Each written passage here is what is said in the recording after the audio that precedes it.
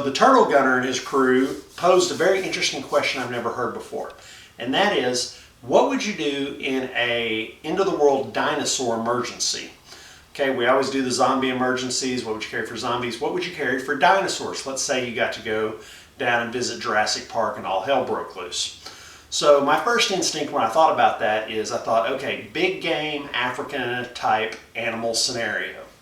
And so I thought, well, get out my old trusty Remington 700 that's chambered in 375 H&H, which I keep around for polar bears and other things that might escape from my local zoo. But this is really nice because 375 is a very powerful big game cartridge that can actually reach out to 200 plus yards.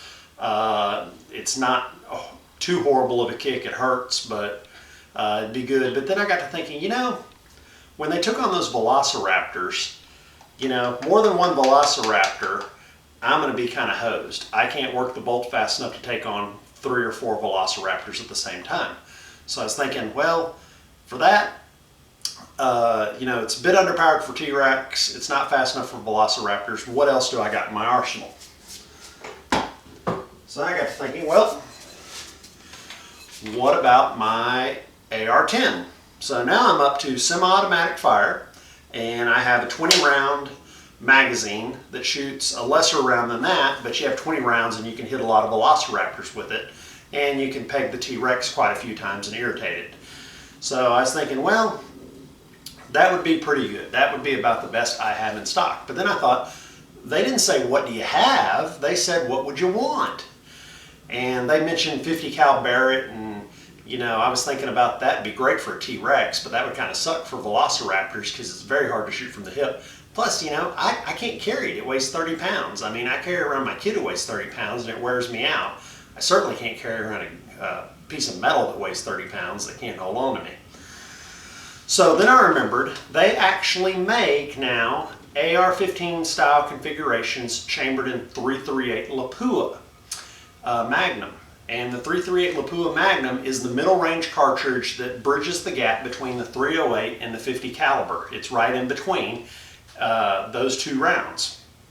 Not to mention you get semi-automatic and you get magazine fed.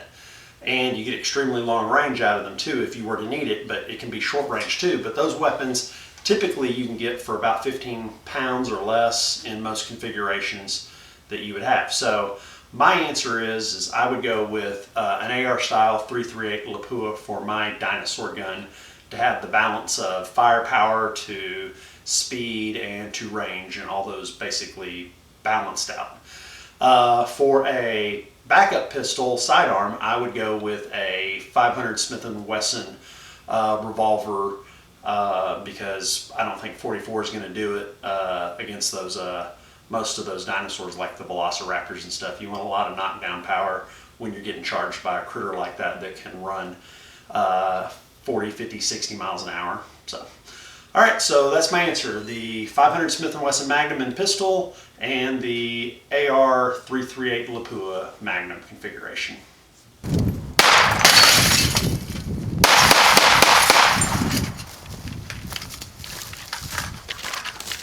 Meep, meep.